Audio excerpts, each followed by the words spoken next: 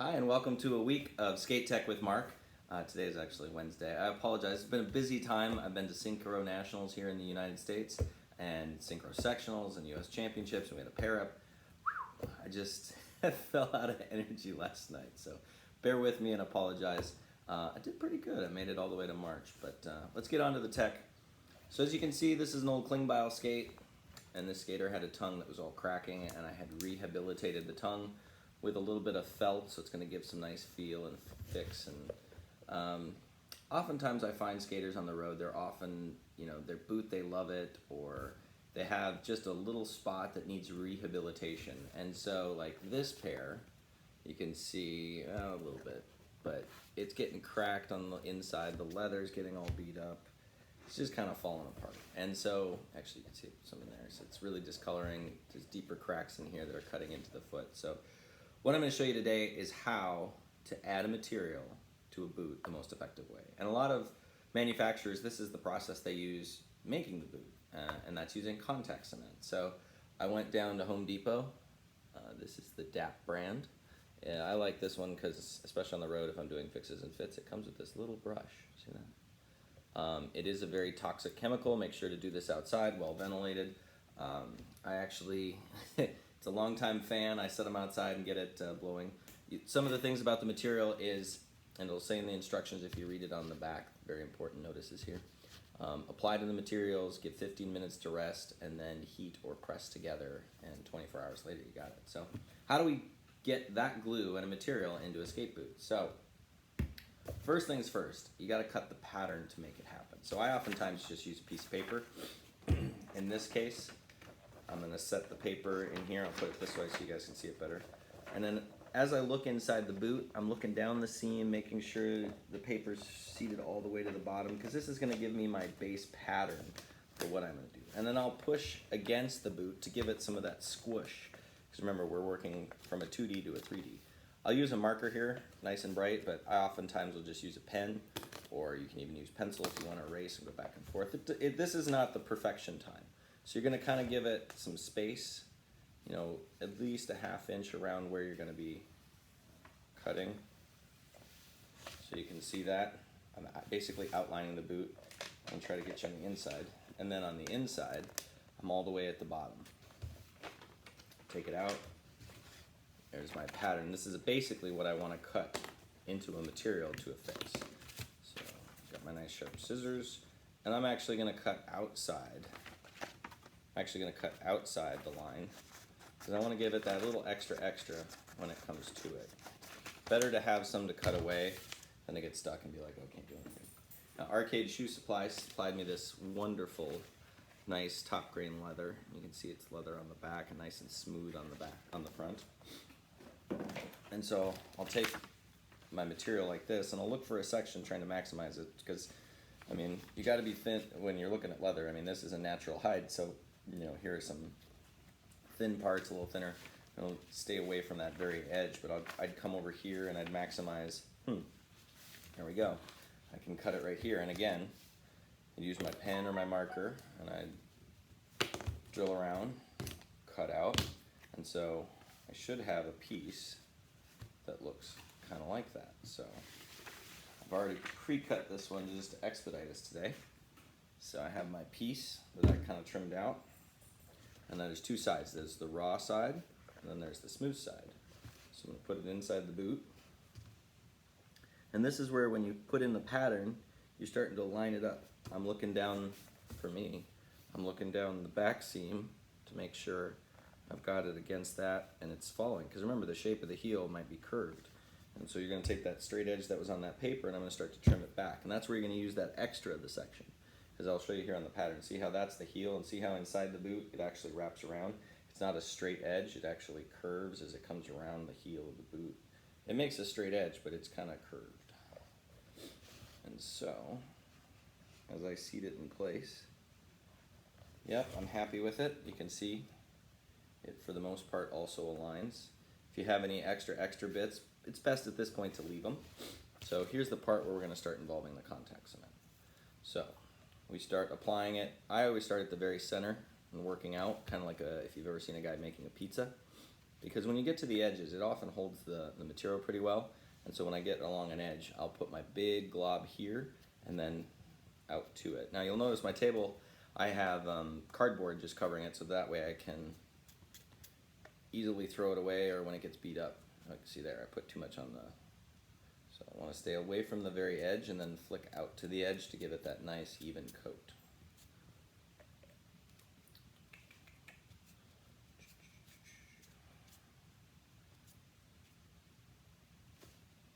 Applying it pretty generally, following the shape of the pattern, and then sweeping out to the edges.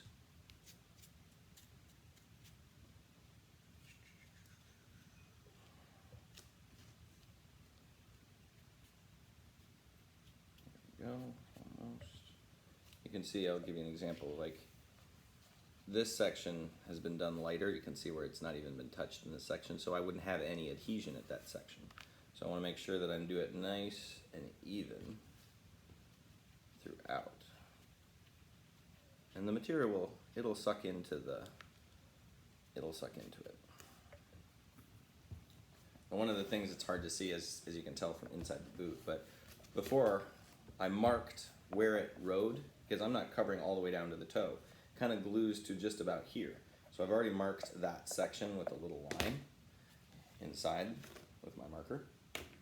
And so this is going to start the airing process, so we'll take that outside and lay it down. We will in a second, but double check, always double check. So I'm just making sure I glue the correct side since I did this. I'm going to make sure I have it here.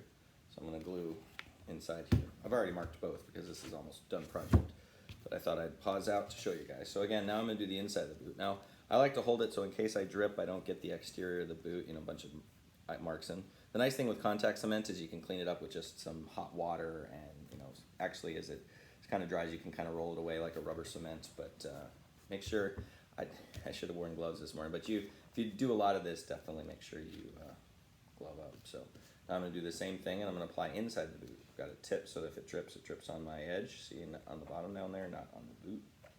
So same thing, I'm applying liberally, but smoothing it out. Also pulling to the edges. And when you're doing the actual boot, make sure, like you see me, it's like a little paintbrush. I'm flicking the edges. Make sure to get a little material on that, because it's going to be really important when we come to the final pressing. So getting down, and make sure you get the bottom, because that's where we're going to tack it. Oftentimes the bottom of the material, if you're doing the side like this, you will put it underneath the insole, but you still want you want material to be tacked down there. So I'm doing all the edges, doing down on the heel, liberally, but not so much that it's running all over the place. And that's where it's nice to have these little brushes on here that come with. You can buy contact cement by the gallon if you're going to do a bunch. If you've ever done some linoleum floors, oftentimes they'll do that, and has that volatile organic chemical smell. I saw it drop in there, and just making sure that I don't have any droplets, because if I let it cool, or you let it air out, so see, I got a little piece on the edge, and with contact cement you can just wipe it off, put it on here, and see that shiny part right there? So I can just use, see, it kind of comes off by just rubbing it off. See, now it's gone. So don't worry about being perfect with this. You can, there you go, a little water on that. Basically I've taken it right off. So it's not about being perfect with the contact cement, it's making sure that you apply it, that it's in there, it's all the way to the bottom. You can see that side's dry and that side's wet. And this side's starting to dry out. See, it's starting to look like before where everything's getting dry. I'm still gonna give it, ooh, sorry, sticking to me. So I'm gonna go give these like 15 minutes to go.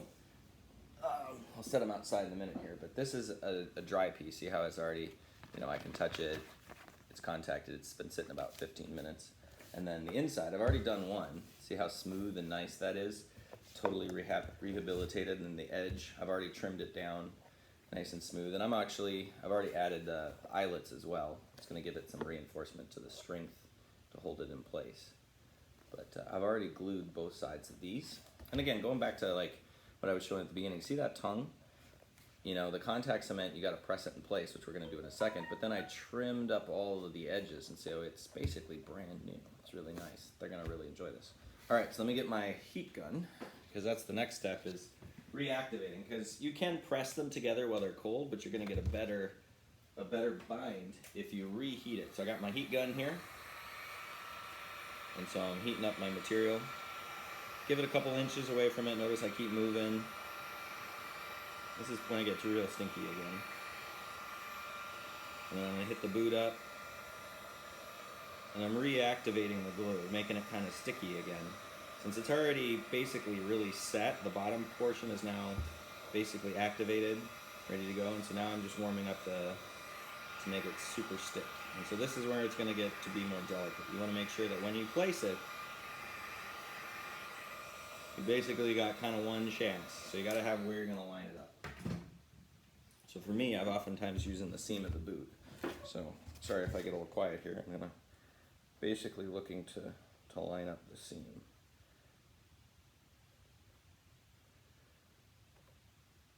I kind of only get one chance with this.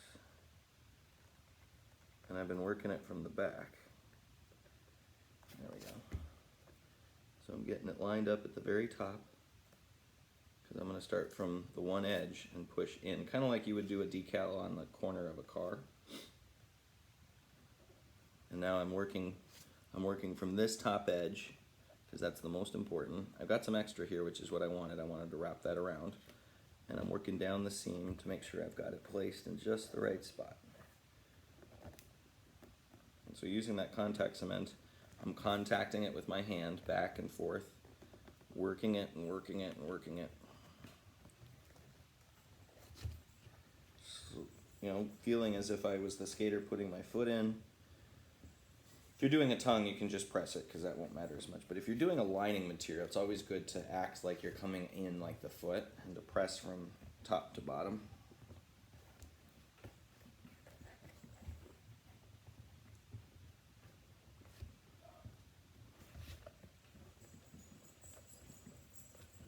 I'm going to trim this little excess later, but right now I'm just pushing it in.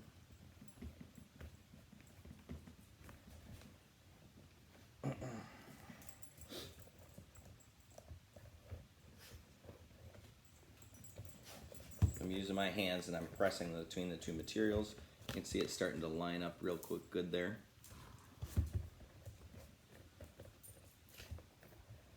Because the skater and I are actually about the same size. I'm going to actually put my foot in it to give it some extra kind of feeling, pushing it in, having that same material feel. I'm just a little luckier here. Good. I feel really good about that. Let's see if we can get some view in there. So you can see there's that overlap at the bottom where the insole is going to cover that. And we look at the heel. My plan with this is usually how I've been doing back straps, is you get both sides and you get it lined up real good and you have that little strip. So I'll go back later and now I'll make a little strip to overlap that with the edges really skived out, and it'll go down the back, because this is a hard wear and tear part where people put in and out their heels. So it's oftentimes a place I'll also, right here, when I roll it over, I'll actually stitch it up. So that's two sides there. That's the one that I already did. That's the one I just did. And then as this cools over 24 hours, I'll come back, you can see the edge here. And just like this side, I'll take my X-Acto knives and my scissors and I'll trim it off once it's really set, because I want those edges to really be good. You can also use a hand stitcher, and we haven't gone over that yet, but yeah. So the skates are getting close to being ready to send back to my friend. Again for today, make sure you're using ventilation. You're letting the pieces go outside and dry out. I use DAP, I got a pencil or a pen, your scissors. Yeah, and then just make sure you get some good quality material. Like I said, I got this felt at Joann Fabrics. I got this leather at a shoe store. Just walked in and said, hey, I really like this color. It's about $15 for a raw roll. So, and that is how we reline things. And you can do that on sections here. You can do that on tongue sections. If you're adding material, if you want to give some support in front, you can see, look at this bumpy tongue. This skater doesn't have an issue, but say they'd worn through here, you can reapply on there. Oftentimes there's synthetics that you can put in there, so getting closer and closer to being done with it. So thank you for coming and joining me on Skate Tech with Mark. Take care.